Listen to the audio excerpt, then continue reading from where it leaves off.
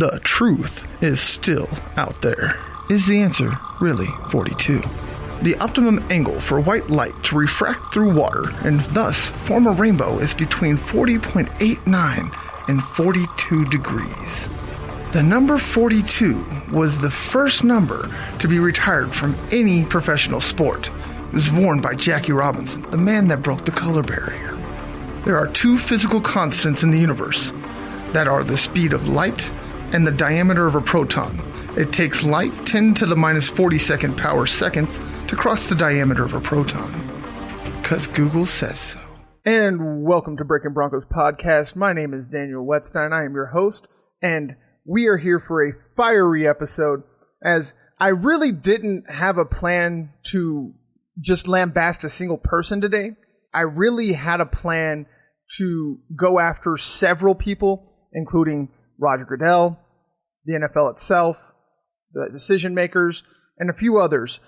But I messed around and turned on sports talk shows today and heard so much ridiculousness from the likes of Dan Orlovsky and Mike Greenberg that today I'm coming out hot. I'm going to be firing all day long. So please hang tight, stick with me, because it's going to be a really good episode if you enjoy me going off on folks. Because some of the things that I've heard just in the last 30 minutes have me riled. So not only are we going to be going lambasting people, but we will also do the normal. We will go ahead and talk about the game yesterday. We will talk about the game coming up here. So stay tuned, as we got one heck of an episode for you today. So let's go ahead and just go ahead and jump right in and go ahead and start jumping on the likes of Mike Greenberg and Dan Orlovsky. They are really the ones that got me the motivation to really sit down and make this whole episode right here. And let me tell you exactly why. These gentlemen, I'll try and be as nice as I can, because I do like to try and stay FCC compliant, but these fools really have me wanting to go off in the full breadth of what a podcast will allow you to do. But I'm going to rein it in, and I'm going to keep it as PG-13 as possible. I'm sorry ahead of time if I do slip. If I do, I will make sure to mark this explicit, but I'm just giving that warning up front, because this boy is extremely livid right now after what he heard. So let me go ahead and get into exactly what it is that Dan Orlovsky and Mike Greenberg said on Get Up this morning that has me so hot. All right, so Mike Greenberg threw it to Dan Orlovsky so he could have a solo shot, because he thought he had some right to rip Drew Lock, Brett Rippon, Blake Bortles, and the rest of the quarterbacks in the Denver Broncos quarterback room, trying to say that they have completely broken the trust of the front office and that they deserve any and all vitriol put their way, and that this is completely on them and that this is completely their fault, that the NFL has no part in it. Well, guess what? The NFL's cuck, Dan Orlovsky. I'm sorry, there it goes. There's the slip. But hey, again, I'll mark it explicit, so please be aware.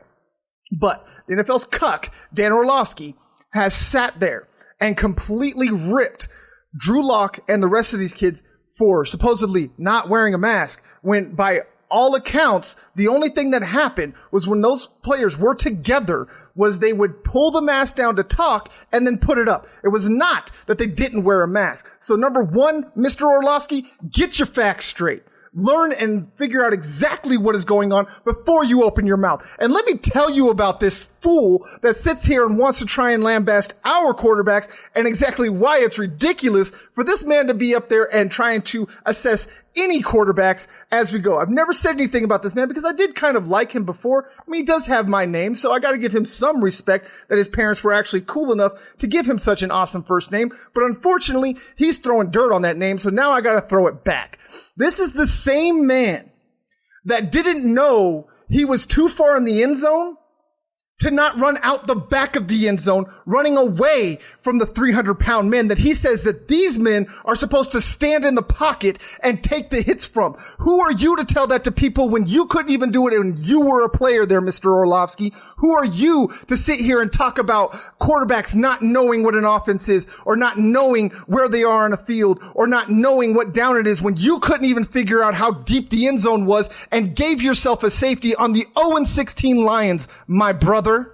Please sit down and shut up. You pompous, ignorant little man. You drive me nuts by trying to think that you are the smartest man in the room. But I got news for you, brother. You're not. You're not at all. And for you to sit here and talk about these men in the way that you did, when you couldn't even crack a roster, you got cut off of an 0-16 team, my brother. Who are you to talk about who needs to do what in the NFL to stick? Because you couldn't even do it. Here's the career numbers for this joker. He had 26 games, 7 starts, a 2-10 record, a 58.2 completion percentage, and in 26 games, he threw for a total of 3,132 yards, a 6.1 yard average, 15 touchdowns, 13 interceptions. Does that sound like somebody that should be up there telling people what they need to be doing in this game? I don't think so, especially not when you want to do it in the way that Dan does. He sits there and he belittles these players. He talks down to them like he knows better than they do when he couldn't even crack it on the field. Who are you to say and do these things, Mr. Orlovsky, to all these players that sit here and they go out and they grind, and the quarterbacks that actually stand in the pocket and take those hits and don't go running? I do not understand where you think you get off to say the things that you said this morning, putting all of the blame on these quarterbacks that are young, that don't know any better. No, it doesn't give them excuses. No, it doesn't make it right that they made a small mistake that the NFL punished them for drastically. And I went way overboard and overkilled the punishment simply because they wanted to be spiteful. And then for you to sit here and kowtow down to the league that discarded you because you couldn't hack it is absolutely disgusting to watch. Shame on you, Dan Orlovsky. Shame on you for constantly throwing your fellow NFLPA alums and current players under the bus every chance you get. That is the only reason that you are sitting on ESPN right now, is because, like I said, you are the NFL's cut. Just like anybody else that pops up on these programs. Like when Dan Graziano sat up there and wanted to talk about, we need to stop talking about what's fair and that the NFL is just going to do what they want to do. Well, screw you. Screw all of you. To sit there and try and talk down to the rest of us simply because you went ahead and kissed and licked whatever boot you had to get to the position that you're in. I know how this industry works, and I'll bear it all right here. It works by nepotism. You are in the place you are because you happen to know the right people. You had the right connections. This has nothing to do with you simply just being better than everybody else. You had an in. That's how this industry works. And that's why I went outside of it, because I refuse to bow down to anybody or any entity and have to say their talking points, even though I may not believe them. I will not play any role. This is why I cannot stand the likes of Dan Orlovsky, Stephen A. Smith, the WWE as a whole business model, that whole business, I can't stand it because it's all fake. It's all about roles. It's about just saying whatever it is to get people's attention, whether you actually believe it or not. That is not how I will ever work. I am here to empower and inspire as much as I can to any and everybody that I can. I will, again, like I said last time, I don't pull no punches, but I will never punch an innocent party. And this is what I'm doing right now. I am pulling no punches, and none of these parties are innocent. And that includes the NFL, which every major mainstream media person in the sports industry are completely bootlicking at this point. I have not seen a single person talk about how the NFL did the Broncos wrong. Today, all I've heard is people talk about how Drew Lock and the quarterbacks did Denver wrong, and that the NFL was just doing their job. That is complete and utter BS. The people that made the rules that you're saying that they had to abide by are the ones that made the decision. For you to say that they could not make any other decision and that the Broncos forced the hand of the NFL is complete and utter farcic bullshit. So yeah, I guess at this point I might as well just go straight podcast at this point. Because that's the number 2. So FCC guidelines out the window. To hell with all of y'all. I've gotten to that point. So I'm going full in, I'm going hard, and I'm not pulling any punches whatsoever. So no rein back anymore. At this point, it doesn't make any sense.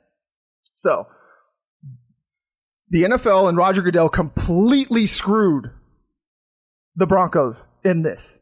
And this has everything to do with the fact that they have an issue with the ownership issue that's going on in Denver. So again, just like I did on Twitter, I'm going to do it again. I want to give a nice loud shout out to the Bolin children. Yesterday was your fault. For all the blame that everybody wants to put everywhere else, the blame falls squarely on the ownership group or the committee of Denver and the Bolin kids and Goodell. This has everything to do with their squabble and trying to get this BS they have going on here in Dove Valley figured out. So yes, Bolin children, all you elder little bastards that don't want to just give Brittany this as the sole heir because you feel that, I don't know, maybe her mommy took your daddy away. I don't know what your issues are. I don't care at this point. You just saw yesterday what your BS is doing to this franchise. What your BS is doing to this fan base. We're all getting screwed out here while y'all sit up there and lap up your martinis in whatever high rise that you're living in or condo or wherever it is that you're at, enjoying your billions of dollars and enjoying your squabble because, I don't know, maybe you think it's fun at this point. Mr. Lifeblood of the city, little Bolin boy, get it together. All of you, figure it out. I don't care if you sell the team at this point, just figure it out because we have the Broncos as a whole have absolutely no pull in the NFL office because we have no owner.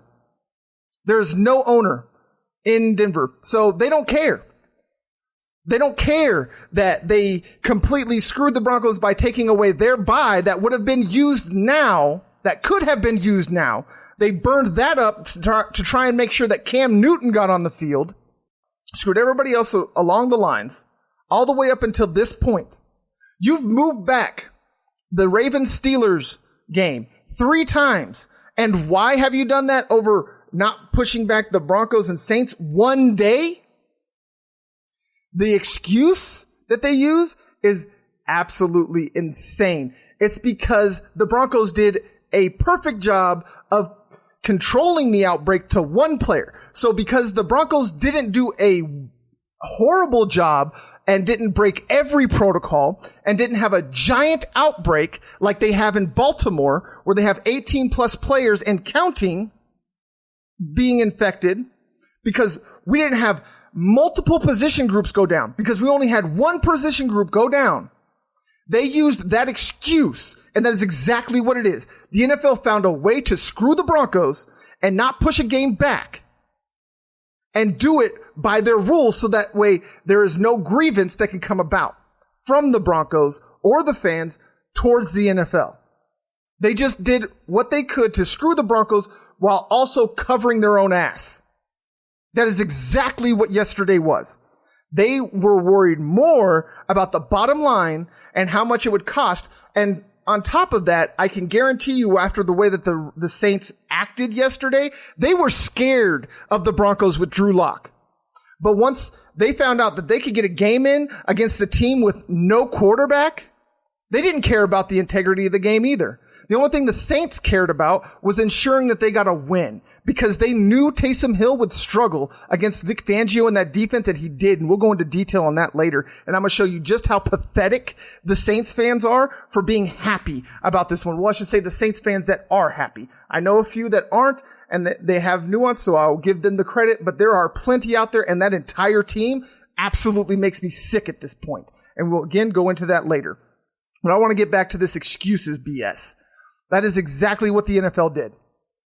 They found a way to not have to upset Sean Payton and their ownership group, which is extremely powerful and has a lot of money, that were able to force the Broncos into playing a game and forcing that poor kid Hinton. How How pathetic as a society do we have to be that there are people out here that are willing to jump on the Broncos in a poor performance, quote unquote, when they had no quarterback? And just to show you how funny and stupid that argument is that this Broncos team with no quarterback scored just as many points as the Tom Brady-led Buccaneers against this Saints defense. It was actually a worse score. The Saints beat the Buccaneers 38-3. They beat the Broncos 31-3. And one has the GOAT and the other one had Kendall Hinton, a wide receiver convert that hasn't thrown a pass in 3 years, essentially. But yet y'all are sitting here celebrating in the streets. Y'all are dancing on the field. Y'all should be ashamed of yourselves. Y'all ain't professionals. Y'all are pathetic little children acting like some little bullies on the playground. I just got happy because they knocked over the little autistic kid and kicked him in the face. That's what you guys are right now. Every single Saints player, every single Saints fan that's sitting here and celebrating this win like y'all did something. Y'all beat Kendall Hinton. Y'all didn't even know who that man was 48 hours ago. You didn't even know that man existed on this planet 48 hours ago. But y'all sitting here celebrating like y'all did something? Seriously? Is this how a pathetic franchise acts? Is this what happens when you have a team that is so historically bad as the Saints that y'all get happy about beating some kid that was forced to play quarterback when he does not need to be playing quarterback because he does not have any type of quarterback skills whatsoever? This is what y'all celebrate? Is that how pathetic that franchise has been, that y'all can celebrate something like this? That y'all can dance on the field like y'all did something? Seriously? That's what we do. Well, now I know I am so happy that I was never a Saints fan. I am so happy that I have never had to have that stain on my resume. So I hope y'all enjoy it because this is what y'all team had. And I'm going to tell y'all this right now. Y'all were exposed yesterday. Y'all ain't doing nothing in the playoffs. I don't care if you have the number 1 seed and a first round bye. I guarantee right now, y'all do not make it to the NFC Championship game. That is exactly what I learned yesterday. No championship team acts like that. No championship pedigree reacts that way. When they beat an opponent they know they should have destroyed and done so at a much, much more lopsided score. Yeah, y'all won by 28 points. Big deal. The Falcons beat the Raiders 45-6. Something close to that. I'm sorry. I know it's 40-something to 6. So they lost by over 30 points to the Falcons. Y'all couldn't even take the quarterless Broncos to the woodshed. What are y'all gonna do when the Packers come back to town? Or when y'all gotta face a really good defense that has an offense and a quarterback? What are y'all gonna do? I hope y'all really enjoyed this win and y'all enjoyed this celebration because y'all are gonna have another heartbreaking season and I'm gonna enjoy every moment of it. And I'll see y'all in a few weeks once y'all get booted out of the playoffs. So be prepared. This is what y'all opened up. The Pandora's box. I'm in it. I'm jumping out. Hi. So I hope y'all enjoy it. Now, since we're on the Saints and everything, we might as well go ahead and review this game and show you just why the Saints should not be sitting here and being so happy about this win. How about the fact that y'all had 63 net passing yards? How about that? 63 total passing yards. That's it. On 9 of 16. 3.3 yards per pass. And you had a real quarterback. You had a Pro Bowl, All-Pro wide receiver. A Pro Bowl, All-Pro running back. Several Pro Bowlers across your offensive line. And you managed 63 yards passing. And y'all are happy about that. All right. Y'all also gave up 3 sacks. You know how many times y'all sacked the non-quarterbacks of the Broncos? Once. but vaunted defense, vaunted offense. Y'all are so explosive. You're the number 1 seed. You should be so happy about yourselves. And you still threw a pick that led to the 3 points. You couldn't shut out. Y'all could not shut out a team that didn't have a quarterback. Think about that while y'all are sitting here celebrating. Y'all had 5 penalties and 35 yards, opposed to the Broncos' 2 penalties and 10 yards. So y'all were sloppy. Y'all were pathetic. The only reason that y'all won yesterday is because, again, the Broncos didn't have a quarterback. But yet y'all are celebrating. All right. So your vaunted, powerful offense, 292 total yards. So, again, I ask, what are you celebrating? I really don't get it. What is the celebration? Why are you dancing? Why are y'all acting like this was such an important victory for y'all? This is the only win that the Saints have had against the Broncos that Vic Fangio was not your defensive coordinator. And this is how you celebrate it. For the 9 previous times, regardless of who our quarterback was, there's been times that we've had quarterbacks like Brian Greasy. Y'all know his name? I do, but that's because I'm a sports geek. I doubt you do. But you lost to him. You lost to Jay Cutler. And y'all wanted to say back then, oh, we suck, why are y'all celebrating? Well, y'all had an actual quarterback, and we still whooped the crap out of y'all almost every time outside of the last one where the Broncos beat you by a blocked kick at the end of regulation and took it to the house to win. Maybe that's why. Are y'all salty? Is that what it is? Y'all have been salty because the Broncos have absolutely dominated you for almost the entirety of your existence? Is that what it was, that y'all thought, oh, we finally got one, so we better celebrate it because it's probably never going to happen again? If that's the case again, I'm sorry for y'all. And I'm so happy that I was born and raised in Colorado and love these Broncos. Because if that's the kind of fan base that y'all got to be, I'm sorry. I feel bad for y'all. I digress. I don't want to go too far in here. But before I jump off of this game, I want to make it absolute. I want to say this. Kendall Hinton, you have my forever respect. Forever. The way that you came out and you stood in the pocket and you were taking hits, my guy. I am so sorry to see you have to sit back there and allow behemoths like Cam Jordan to come through and just beat on you for 4 quarters. My brother, I give you my hats off.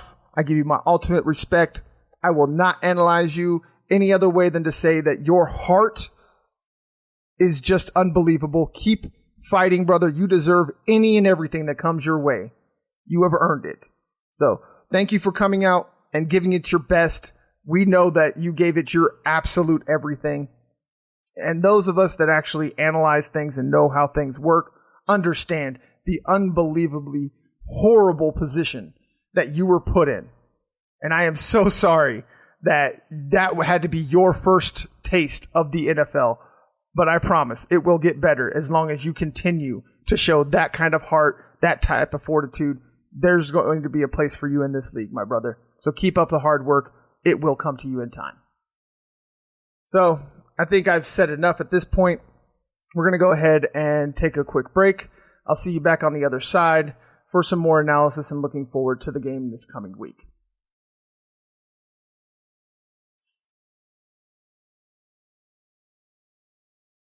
All right, and we're back. Again, this is Daniel Weston, your host here with the Breakin Broncos Podcast on the Answer is 42 Network. Thank you for sticking around through the break. Now, we'll go ahead and get on to this coming week, which is going to be a whole lot of fun.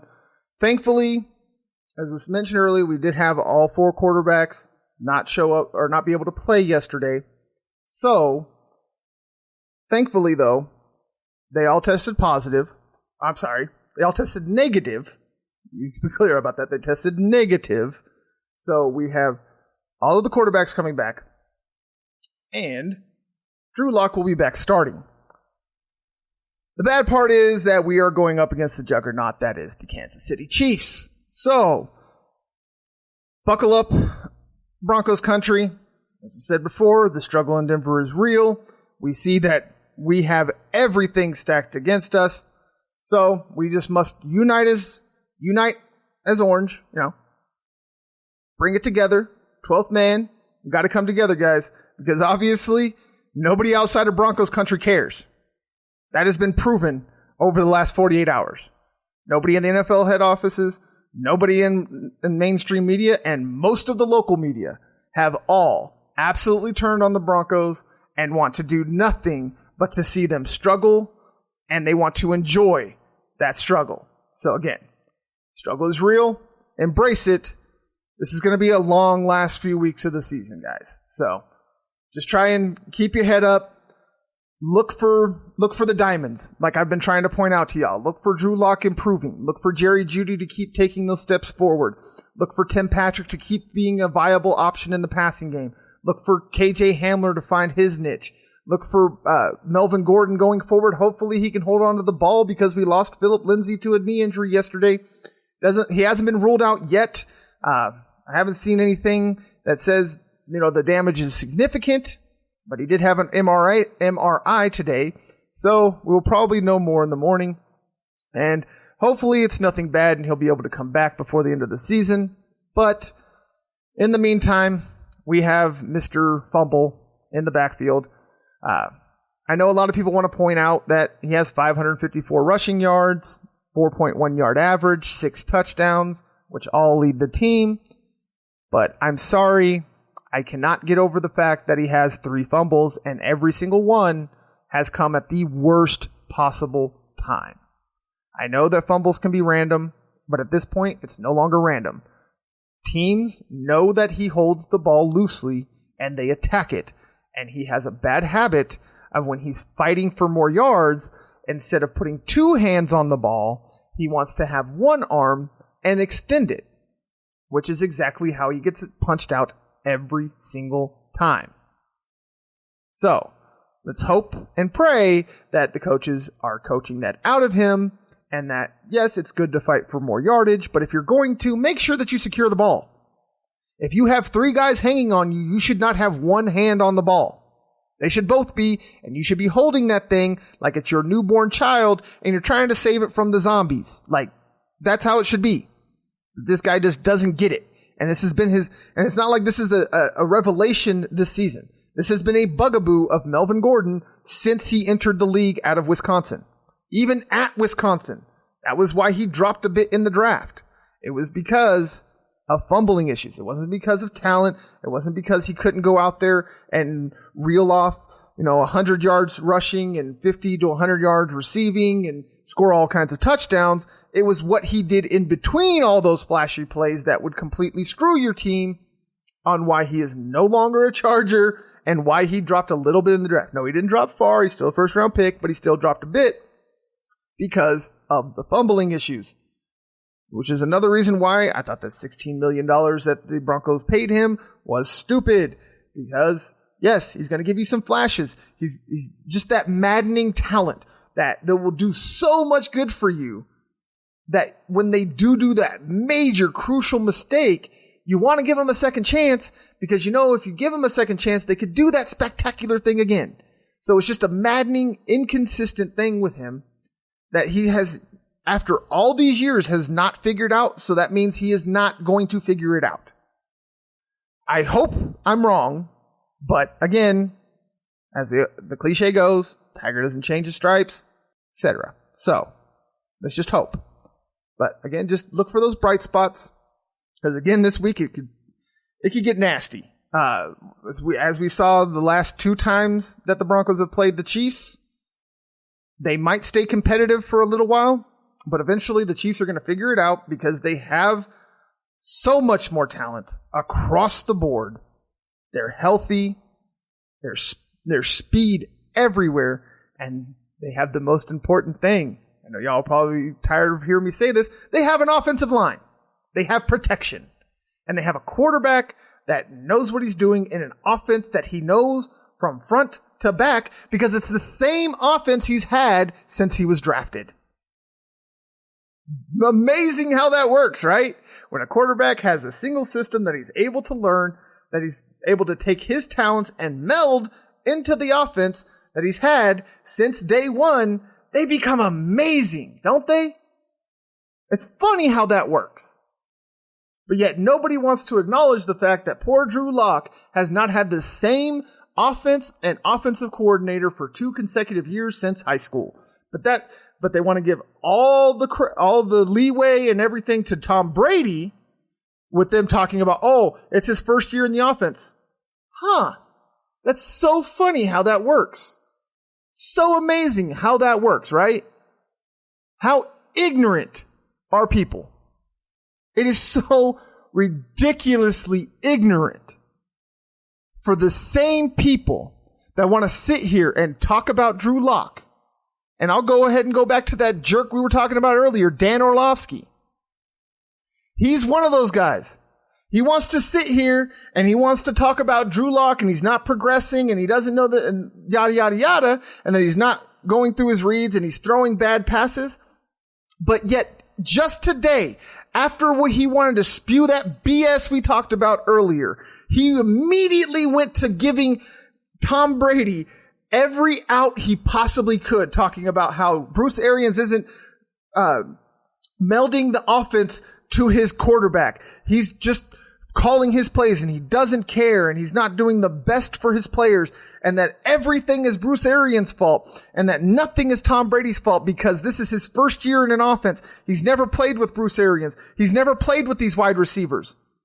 So you just got done talking crap about Drew Lock and his quarterback room after you've already spent multiple episodes talking about what's wrong with Drew Lock. And not once in any of those breakdowns of Lock did you give him the caveat of the fact that he's in his first year of an offense with an entire offense that he is, well, essentially an entire offense he has never played with before. The only players that are pullovers from last year that are still on this roster right now that Drew Lock has played with for more than one game before this season are Tim Patrick, Garrett Bowles, Dalton Reisner, and Phillip Lindsay. That's it. All the rest are new. So why is it that Tom Brady, who's had 20 plus years in this league, he gets the caveat that he doesn't know the offense, that he's not used to his receivers, and all of this, but yet Drew Lock doesn't. That Drew Lock is supposed to raise all boats, but Tom Brady's not. How can you possibly be the person that says both of those things and your brain not explode from contradicting itself? How do you make that meld in your brain? That is an honest question because I cannot understand how those two thoughts can coexist in the same cranium. Any cranium. I don't care. The fact that those two thoughts can exist in the same person's head and it not cause a spontaneous combustion, I will never understand. That is complete BS and hypocrisy at its finest. And this 2020 pandemic has really, really shown the true colors of so many in corporate America. It is so pathetically, enragingly sad to see billion-dollar companies claim that they're going broke. And we're supposed to feel sorry for them. And we're supposed to give them leeway and credit for the things they've done. But yet we're perfectly willing and able to destroy humans that do similar things, that don't have the billions of dollars. Yes, it's with an S. NFL is a $9 billion a year business. How have you been making roughly $9 billion for years now? You've been making multiple billions of dollars every year. And you've set nothing back in escrow in case something like this happens. And we're supposed to just be like, oh, that's cool. We understand. You didn't think ahead. Yet those companies, when this all started, completely threw it on Americans and, well, actually just citizens in general, because this isn't just an American corporation thing. It's a worldwide thing. When it started and people were getting fired and thrown out on their ear without so much as a warning, that it's their fault they didn't think ahead. That it's our fault that we didn't think ahead and we didn't have a savings. But yet it's perfectly okay for these billionaire companies to claim the same, and we're just supposed to accept that and be like, oh yeah, that's just how business works. No, it's not. It's really, really not. It's the way that you can do business. But this right here, what we have all experienced for almost a year now, this is exactly why those business practices are BS. And it's exactly why I have no remorse for any business owner, large, small, medium, anywhere on the spectrum. If you are a business person and you did not think ahead and you have just worried about making sure that you invest everything you have in your business to make sure it grows and grows, I have no empathy for you. If you've taken a PPE loan, I'll get that out, PPE loan, and still fired 30% or more of your employees, I have no remorse for you. And so that goes all the way to the top, especially with companies like the NFL. How dare you try to tell the average human that you have problems, that you have financial problems, especially here in the U.S., where we have a government that refuses to take care of its people while forcing them into lockdowns and things that I'm not one of those guys. I'm not saying that lockdowns are bad. I want to be absolutely clear about that. Lockdowns are good if your government is going to take care of you during those lockdowns. But we live in a country that our government refuses to be human and refuses to take care of its constituents that have dutifully paid their taxes year after year after year after year to make sure that their salaries get paid, that they get to enjoy their nice, big, huge homes up in the Hamptons and Washington, D.C. and etc.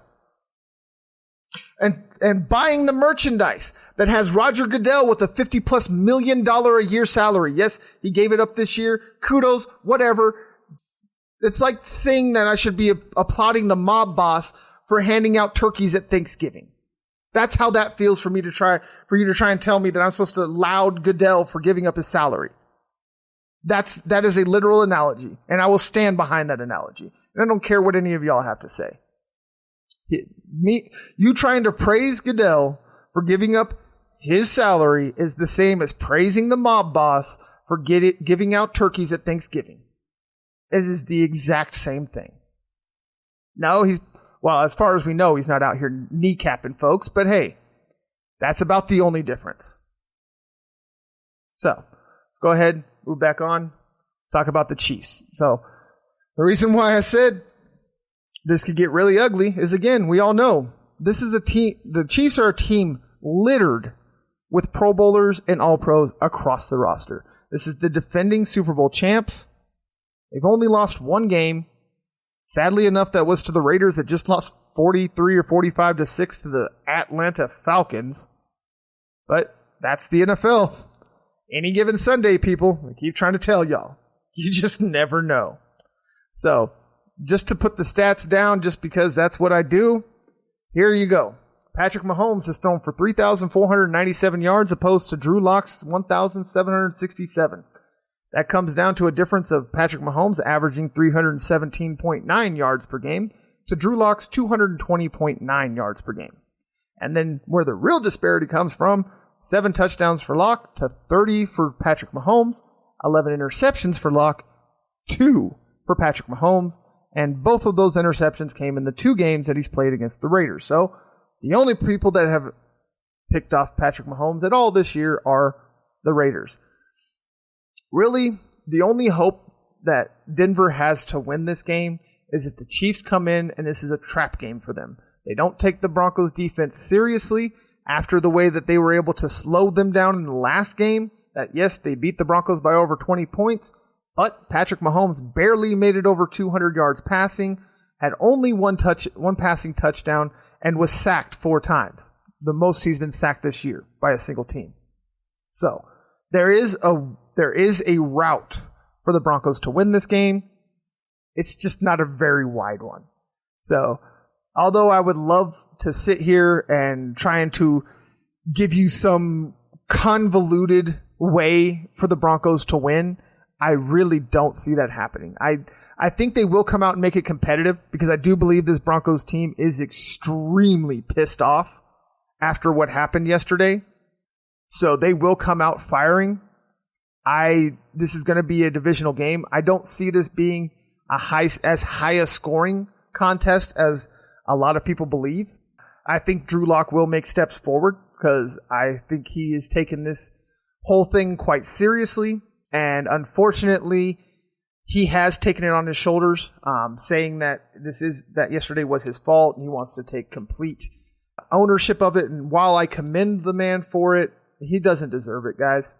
So please support your team, support your quarterback, support your players. This is going to be rough for everybody. Let's just try and make the best of it. And let's just try to enjoy it as fans, as comrades, and just make the best out of it, guys. I don't see things getting much better. We still have multiple games against teams with winning records. We have one of the toughest schedules remaining. So, yeah, just try and make the best out of it, guys. I really don't know what else to say on that. And I'm going to also give a few things here. I'm not going to be doing my normal early best bets because of after this past week where I got completely screwed. All the bets and parlays that I had put the Broncos in went to go and cash them out after the moment that the news hit that the Broncos had some COVID issues, and they were immediately locked. Like literally the moment the news came out, they locked them. So to avoid having that ever happen again, I will be putting out an article on Friday that will have my best bets for the Broncos and the NFL. So be on the lookout for that. It'll go on to theanswers42media.net. So I'll be starting to do those there. I will not be doing any more early picks like I have been because of that. So I hope y'all understand and will work with me. But that's how that's going to work from here on out. You're going to get an article on Friday with all of my best bets moving forward. And also, before we go here, let you all know that I did get some really new cool stuff from the beard struggle. So I will be doing an unboxing video and a beard tutorial with that as part of my agreement there. But so you'll be having that coming out. But I also got a really, really kick-ass beanie that you cannot buy anywhere. It's the beard struggle beanie. So it is a unique item, and I'm going to do a giveaway. But there is some catches to this. The giveaway is going to be based on subscribers and followers to The Answer is 42. Currently, right now, I have 50 likes or subscribes on my Facebook page, but only 3 people follow. And yet I still get people telling me that they are not getting my notifications. So this is the way that you fix that. You have to follow my page to get my notifications. If you like it, that's great. Shows up. It's wonderful. I appreciate it. But if you want to get my notifications, you have to follow. So, jumping off of that, I'm currently at just over 50 subscribers. So, if by the end of December, by December 31st, if you all can help me grow up to 100 subscribers and 100 followers, I'm going to do a giveaway. And whoever refers the most subscribers and followers wins. So, go and enjoy. Bring me subscribers and followers, you get a beanie. Costs you nothing, and it's an epic beanie. I'm going to show it on the next live that I do. Well, actually, I'll show it on the video that I do the unboxing in. So I'll do it there. So you'll be able to see the beanie there. It's a really sweet beanie. So refer people. The most referrals gets the beanie. So appreciate y'all. I love y'all. Again, I am Daniel Wetstein II, your host here at Breakin Broncos Podcast on the Answers 42 Network. Don't question the blue.